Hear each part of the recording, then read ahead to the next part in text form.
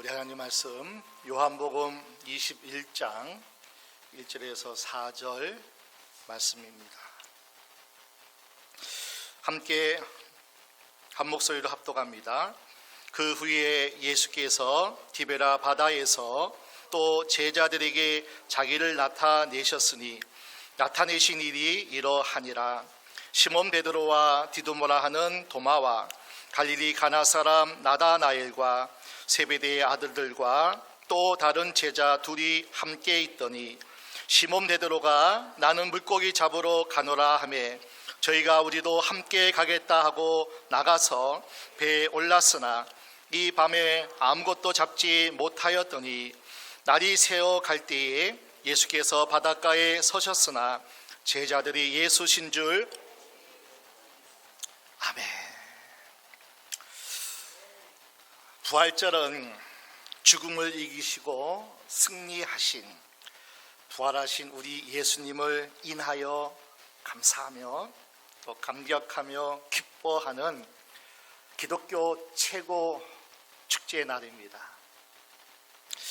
마귀의 사망의 죽음의 권세를 물리치신 우리 주 예수 그리스도의 그 은혜를 인하여서 감사의 예배를 드리고 송축하는 날이 부활절 주일입니다.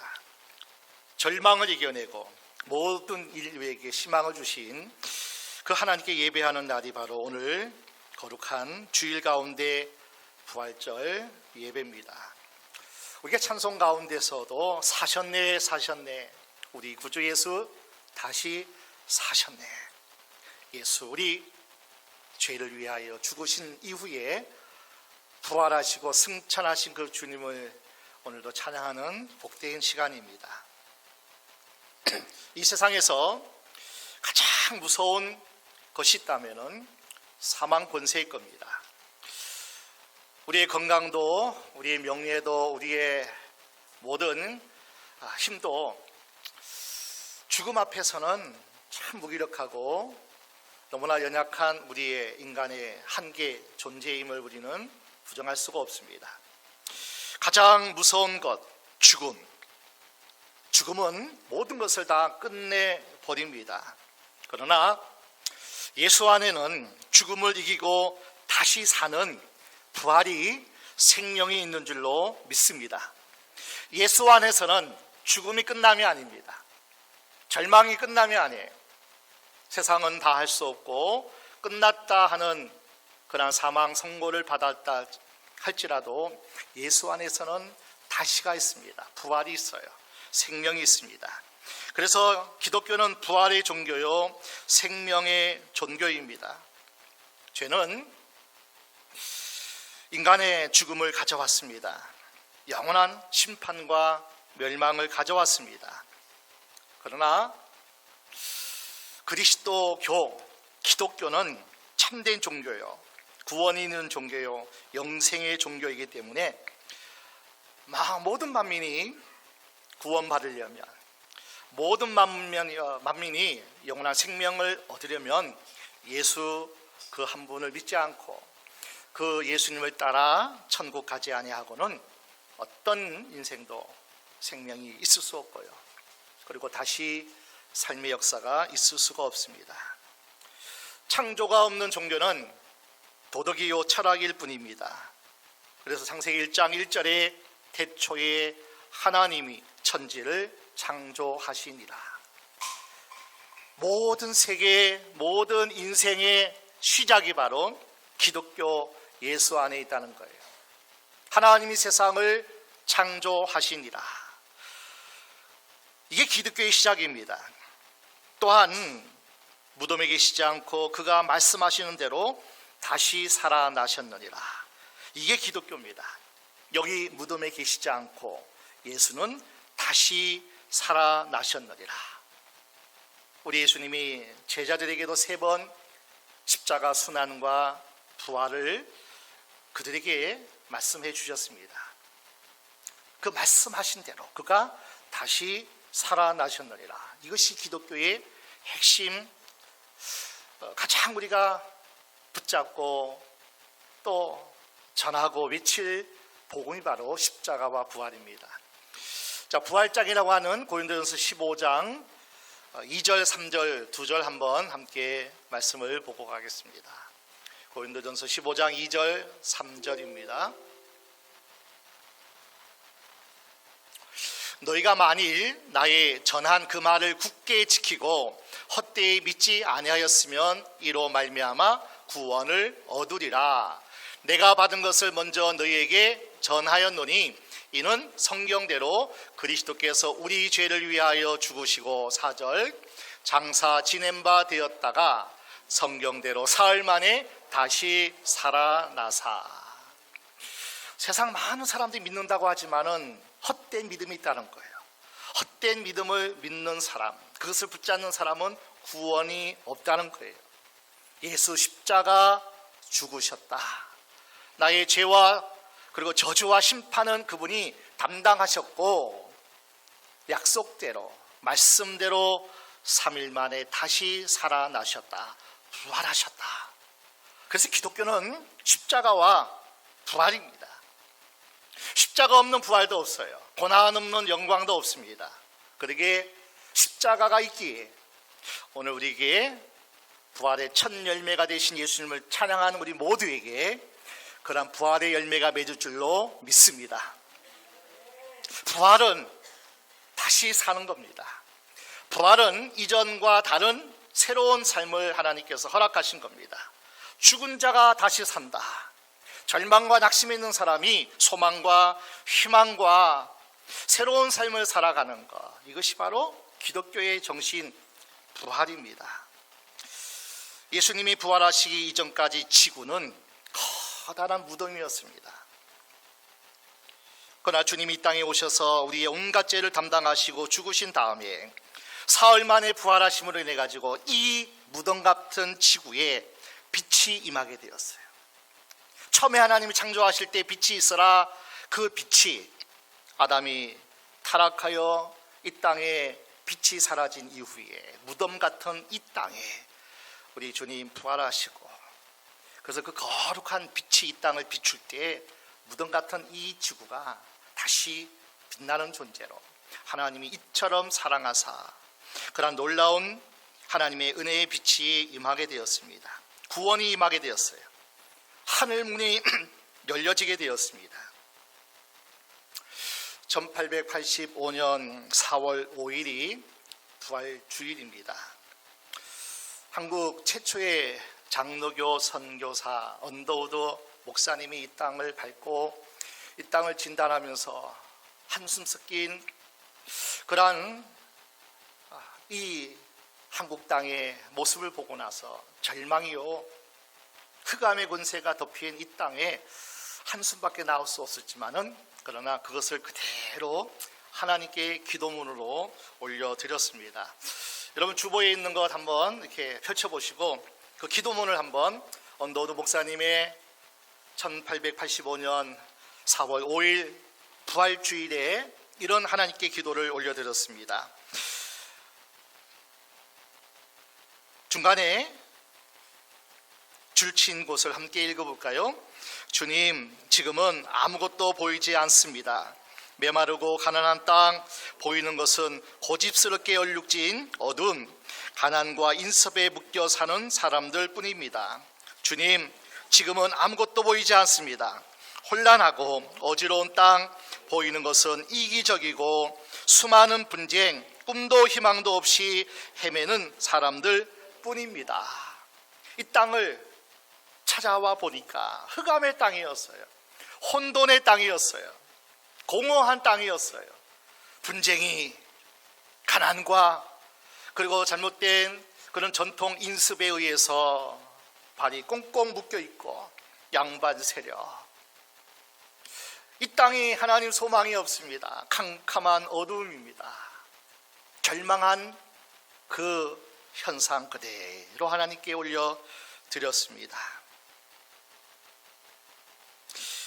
예수 없는 한국 땅의 모습이었습니다. 선교사님들이 복음 들고 이 땅을 찾아오기 전의 모습이었습니다. 결국 우리나라는 강대국에게 인권, 모든 자주권을 다 빼앗겼습니다. 일본 제국으로부터 무참하게 무자비한 박해에 시달리고 있었습니다. 그러나 우리에게는 구원의 복음, 생명 성령의 복음이 뿌려지기 시작했습니다. 선교사님들의 핏뿌림의 순교를 통하여서 박해 가운데, 핍박 가운데, 큰 환난 가운데 복음의 생명의 씨앗이 하나하나 뿌려지고, 그래서 이 땅에 어둠이었는데, 흑암이었는데, 공허와 혼돈이었는데 생명의 빗줄기가 비추기 시작했습니다. 그 모진 핍박 속에도 기독교 복음은요, 꿈틀거리기 시작했습니다. 생명의 종교이기 때문에 모든 것을 잃어버리고 빼앗기고 짓밟혔던 이 땅에 희망의 빛을 심어주고, 그 빛이 점점 싹이 나고 자라고 있었습니다. 일제강점기 3.1 운동 당시에는 기독교인들이 국민의 1.3%밖에 되지 않았어요. 그러나 1.3%의 그리스도인들이 만세운동했어요. 애국운동했습니다. 독립운동을 주도했습니다. 기독교 정신으로 우리는 망하지 않는다. 하나님 우리와 함께 하시고 예수 부활의 능력이 이 땅을 붙잡고 계시면 우리는 망하지 않는다. 다시 일어날 수 있다. 그 기독교 정신 운동이 애국운동이 되었고요, 독립운동이 되었고 만세운동이 되어진 거예요. 국민의 1.3%밖에 안 되는 기독교 그리스도인들이 세상을 향해, 어둠에 향해서 저항하기 시작했습니다. 다시 우리나라를 되찾았습니다. 이 나라의 광복을 하나님께서 선물로 허락해 주셨습니다. 복음의 능력이었어요. 기도의 능력이었어요. 하나님이 함께 하신다, 하나님이 이 땅을 축복하신다, 그 믿음으로 기도하고 하나님 앞에 예배할 때 이 땅을 하나님이 거룩한 땅으로 하나님이 축복해 주셨습니다. 6.25 동족 상장 속에서 이 나라를 지켜냈습니다. 기독교 믿음으로 승리한 겁니다. 민주화, 경제 부흥을 옷도시 이루어냈습니다. 피선교 100년 만에 가장 많은 선교사를 파송하는 선교 대국이 이 땅의 한국 교회였어요. 너무나 자랑스럽고 전무후무한 부흥의 불길이 이 땅을, 온 땅을 덮었습니다. 우리는 믿었어요. 이 백성이 하나님을 사랑하며 하나님이 이 땅을 치유하시고 이 백성을 사랑한다. 우리가 우리의 문제를 주님 앞에 올려드리고 기도하면 우리 가운데 역사하시고 기적을 일으키신다. 이 믿음이 우리에게 있었어요. 믿음의 1세대 우리 선배들은 이 각오로, 이 정신으로, 이 믿음으로 이 땅을 일구어냈어요. 이 땅을 지켜냈어요. 이 땅에 놀라운 경제 부흥의 축복의 역사를 일구어냈습니다. 기독교 정신이에요. 하나님이 이 땅을 그들의 기도를 통해서, 믿음을 통해서 하나님이 축복하신 거룩한 땅이 바로 이 대한민국입니다. 우리가 말씀을 증거하면 하나님 반드시 복음의 씨앗이 심겨진 곳마다 반드시 복음의 열매가 맺어진다. 삼천리 방방곡곡, 산골 산골마다 교회가 세워졌습니다. 복음이 뿌려졌어요. 삼천리 방방곡곡 하나님을 찬양하는 소리가 울려 퍼졌습니다. 복음의 능력은 우리 민족사의 기적을 가져다 줄 것이다. 우리는 믿었기에 그 믿는 대로 하나님이 역사해 주셨습니다. 우리는 전해야 합니다. 예수님 다시 살아나셨다. 예수 부활하셨다. 예수 부활의 능력이 나를 주장하고 가정과 교회와 이 한국 땅을 주장하면 다시 일어날 수 있다. 우리는 굳게 그 사실을 믿는 겁니다. 우리가 믿는 기독교는 죄와 저주로부터, 사망으로부터 구원받는, 건진받는 구원의 종교입니다. 사망 세력으로부터 건진받는 생명의 종교입니다. 우리가 믿는 이 기독교는 낙심절망하여 앉아있거나 누워있거나 자빠지는 그런 종교가 아닙니다. 일어서는 종교, 입상의 종교가 우리 기독교입니다. 앉아있지 말라는 거예요. 일어나라, 일어나라. 다시 일어나는 종교, 입상의 종교가 바로 우리가 믿는 기독교 그리스도교입니다. 세상 모든 사람들이 죽을 때만큼은 누워서 죽습니다. 마귀도 예수님을 무덤 속에 눕혔습니다. 그러나 사흘 만에 우리 예수님은 무덤의 문을 열고 일어나셨습니다. 부활하셨습니다. 우리를 일으켜 세울 능력이 바로 부활의 능력이에요. 죽었으나 죽은 것 같이 방불하나 하나님이 그를 다시 살리시고 하나님이 그 능력이 오늘 우리와 함께 하시면 우리는 반드시 다시 일어납니다.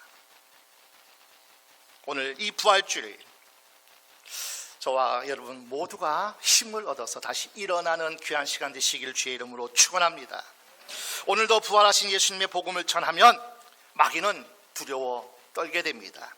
구원의 역사는 일어납니다. 교회의 가정들은 새로워지게 돼 있습니다. 죽은 영혼들이 하나님 앞으로, 예수 앞으로 돌아오게 됩니다. 오늘 우리가 사는 이 시대를 포스트 모더니즘 시대, 후기 시대를 우리가 살아가는데 종교다원 사회 속에서 많은 종교들이 이렇게 주창합니다. 서로 섬기자, 서로 사랑하자, 서로 봉사하자. 모든 종교가 이런 말만 하자는 거예요. 왜 유독 기독교만 죽었다가 다시 살았다는 부활의 진리를 전하는 거예요. 그냥 사랑하고 섬기고 봉사하고 서로가 우리가 아껴서 이 사회를 밝게 만들자, 그것만 얘기하자는 거예요. 예수 부활 증거하지 말자는 거예요. 예수 부활하셨다, 예수 다시 오신다, 재림의 복음을 전하지 말라는 거예요. 그러나 우리는 아닙니다. 예수 다시 사셨다, 부활을 증거하는 종교가 우리 기독교예요. 예수님만이 구원의 저쪽이란 것을 우리는 믿고 선포하는 종교가 기독교입니다. 예수 다시 심판의 주로, 구원의 주로 이 땅에 오신다, 재림의 주를 증거하는 종교가 바로 기독교입니다. 세상 종교는 그것 전하지 말라는 거예요. 왜 기독교만 구원이 있느냐, 왜 기독교만 생명이 있느냐, 왜 너희만 있느냐, 그렇게 얘기하지 말라는 거예요. 그러나 우리는 반드시 믿습니다. 천하 다른 어떤 이름으로도 구원받을 만한 이름을 주신 이가 없습니다. 세상을 창조하신 그분이, 우리를 창조하신 그분이, 그 하나님이 말씀하신 거예요. 예수 이름 외에는 그 어떤 이름도 구원받을 만한 이름이 없다. 다시 할 수 있는 그 능력의 이름 예수밖에는 없다. 이것이 기독교 복음입니다. 오늘 본문 요한복음 21장 1절 다시 한번 볼까요?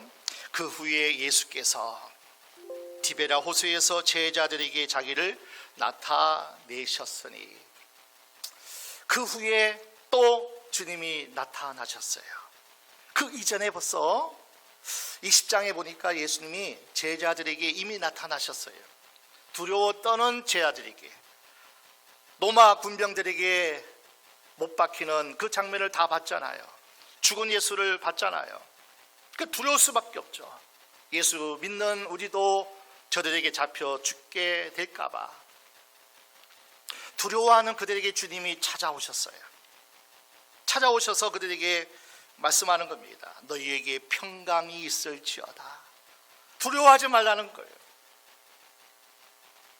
나는 죽음으로 끝난 것이 아니라 하나님의 약속대로 내가 너희에게 예고한 대로 다시 살아났다. 너희에게 두려우면 떠나가고 평강이 임할지어다. 그 후에 또 오늘 본문에 찾아오신 거예요. 21장 부활하신 예수님 베드로 또 찾아오셨어요.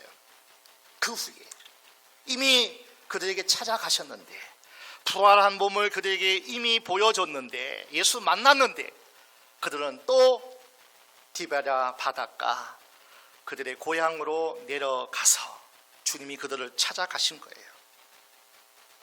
우리 예수님은 부활하신 후에 첫 번째 만난 사람이 마리아였습니다. 이 마리아가 예수님이 죽은 것을 너무나 슬퍼하고 너무나 아파한 나머지 그에게 향유라도 부어야 되겠다.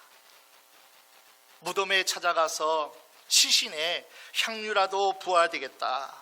무덤을 찾아갔습니다. 무덤 문이 열려 있습니다. 예수님의 시신이 그 안에 없는 거예요. 누군가 시신을 훔쳐갔다고 생각했습니다. 무덤가에 주저앉아 울고 있었어요. 우리 예수님 그 시신이라도 내가 향유를 부으려 했는데 그 시신이 없는 거예요. 너무나 안타까워서 무덤가에 앉아서 울고 있을 때 이때 예수님께서 이 여인에게 찾아오셨습니다. 여러분, 예수님을 바라보고 예수님을 사모하고 예수님을 사랑하는 이들에게 하나님은 찾아오셔요. 하나님은 사랑하는 자들을 만나 주십니다. 절망 가운데 낙심 가운데 우리가 울고 있을 그때에 주님은 찾아오셔요.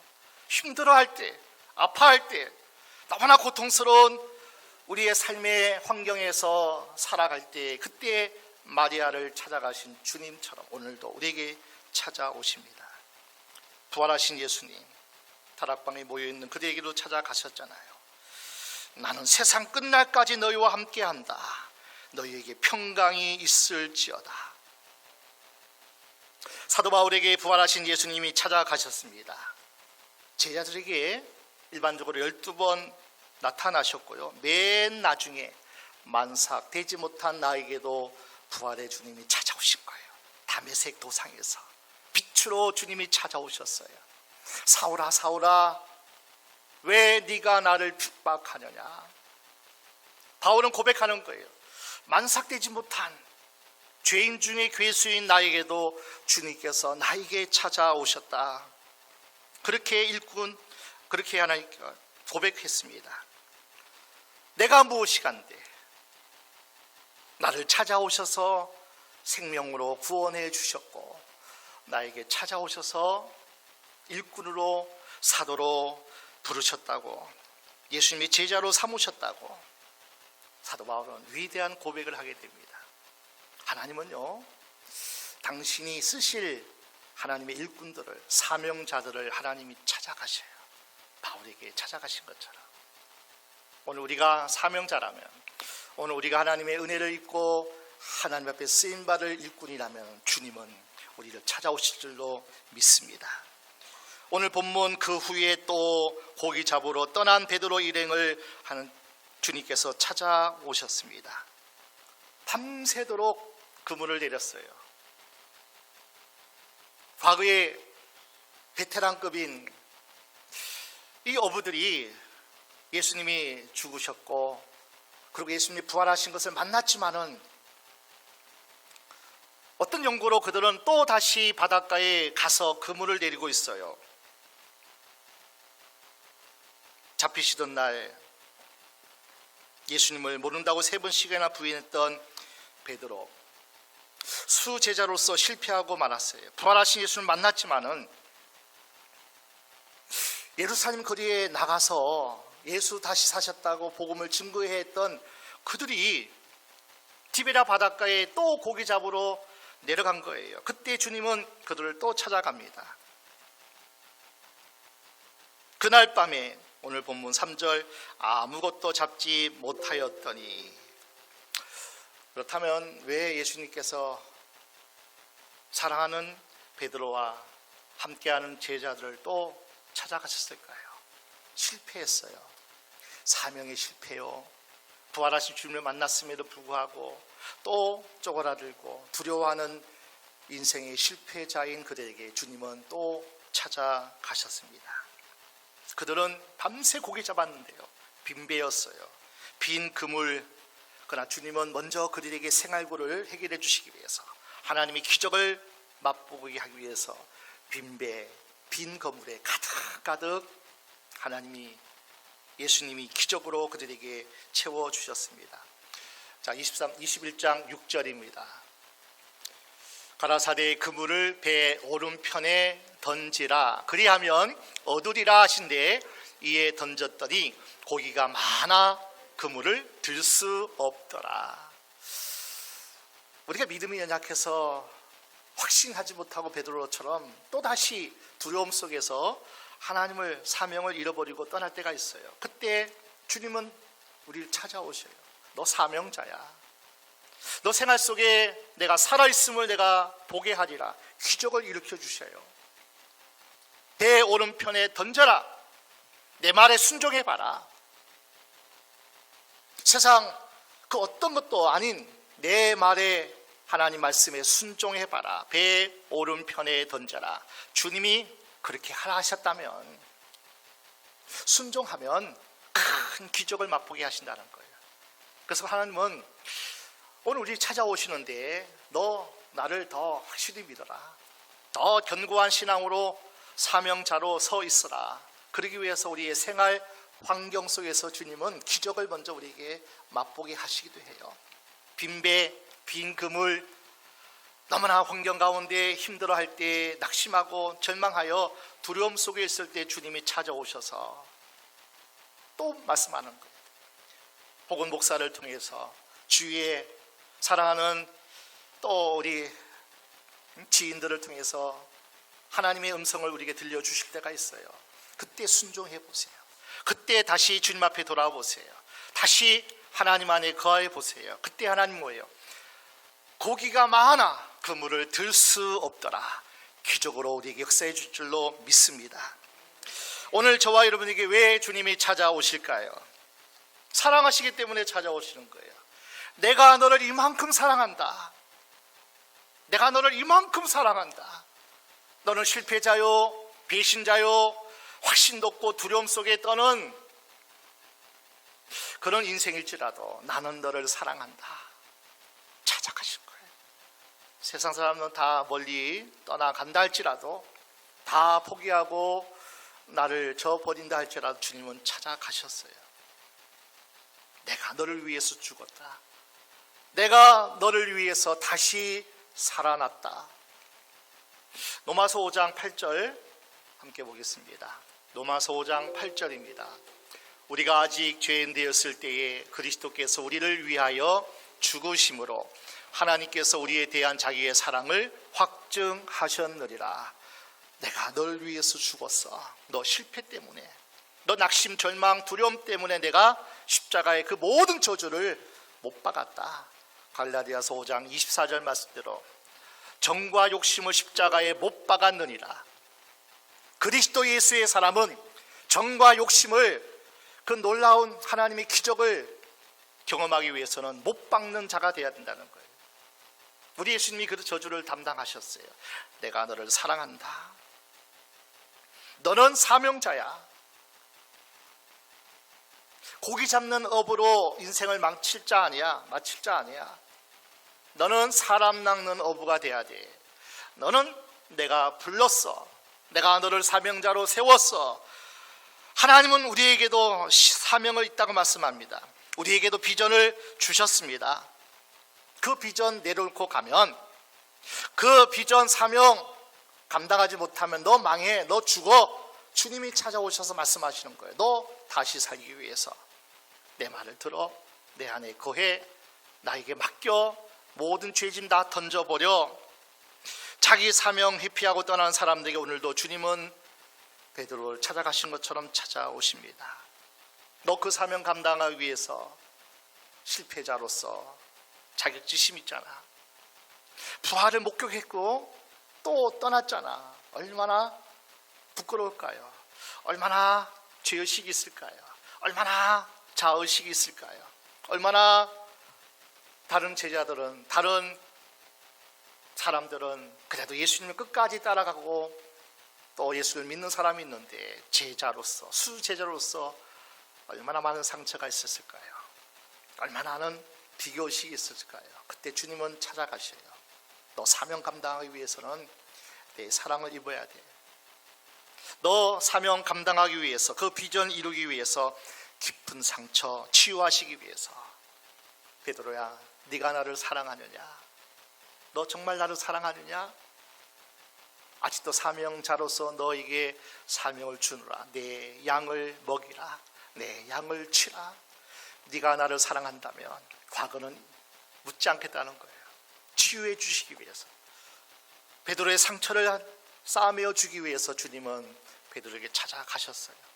오늘 우리에게는 끝이 없어요. 오늘 우리에게는 이제는 망했다, 이제는 끝이다가 없다는 거예요. 주님이 찾아오셔서 너 다시 할 수 있어. 너 일어나야 돼. 너 상처, 너 많은 힘든 그거 내가 치유해 주리라. 주님이 오늘 우리에게도 찾아오셔서 말씀해 주십니다. 십자가 위에서 주님은 말씀하셨어요. 내가 다 이루었다.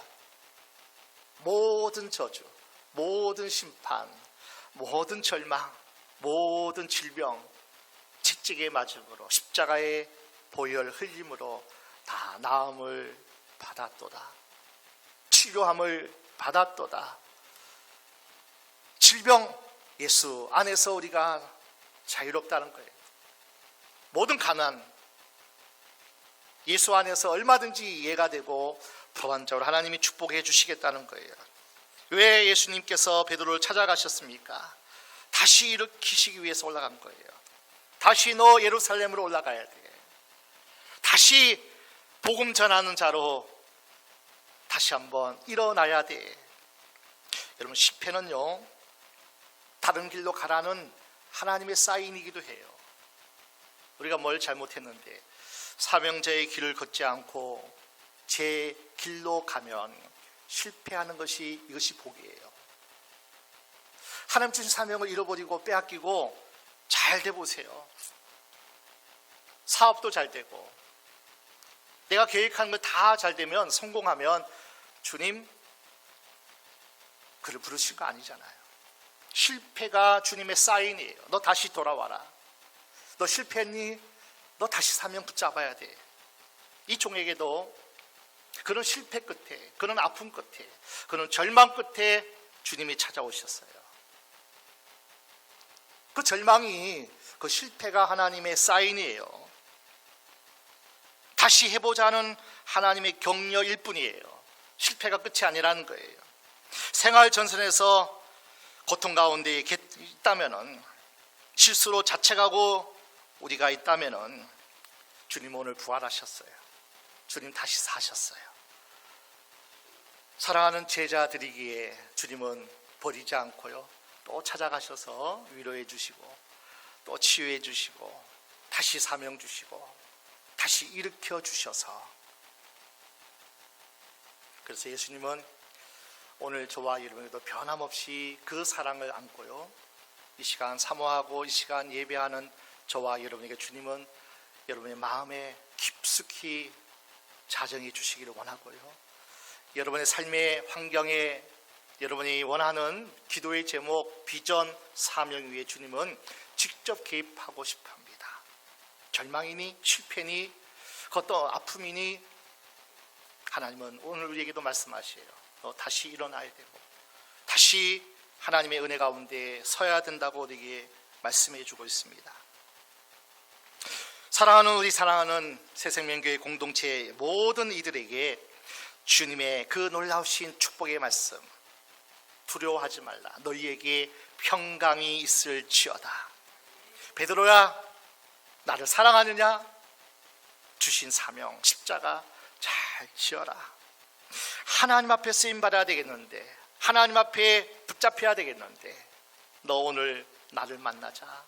내 음성을 들으라. 다시 일어나서 다시 승리하자. 내가 약속한 그 복을 받아 누려야 되지 않겠니?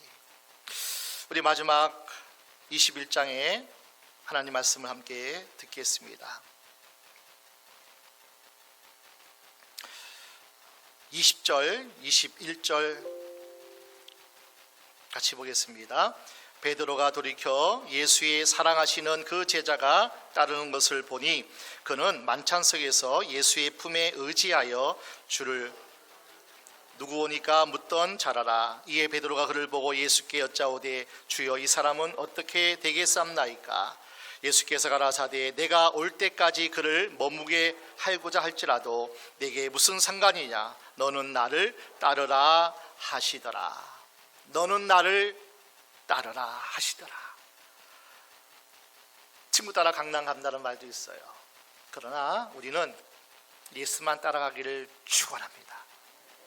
세상 환경, 세상 그 어떤 상황일지라도 그거 보고 낙심하지 마시고요. 너는 그가 어떠한 삶을 살든지, 그가 어떠한 선택을 하든지 너는 나를 따르라. 너는 나 그리스도 예수를 따르라. 구원이 여기 있다. 생명이 여기 있다. 승리가 여기 있다. 축복이 여기 있다. 하나님 오늘 말씀하십니다. 너는 나를 따르라. 부활의 아침에 예수님 따라서 예수님 가신 천국 가시고요.